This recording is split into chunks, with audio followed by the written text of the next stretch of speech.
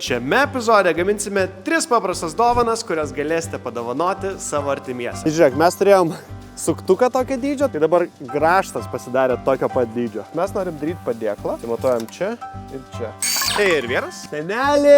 Pagalvojau, kad kopėčios darosi taip. 2 šluotkočiai ir dar pagaliukai. 20 cm.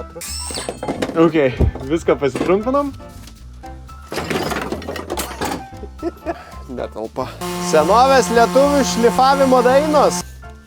Nu, tiesiai. Sakyčiau, toks netgi gavosi elegantiškas dizainas. Na kągi, tai va taip atrodys, sujunkim viską kartu. Viskas. Jeigu aš šitą skystį užtepsiu ant lentos, jis turėtų pasentą lentą. Dar žinai, kaip sakė, paimti vilnos ir patrinti viską. 3 dovanos paruoštos. Kaip jos atrodo?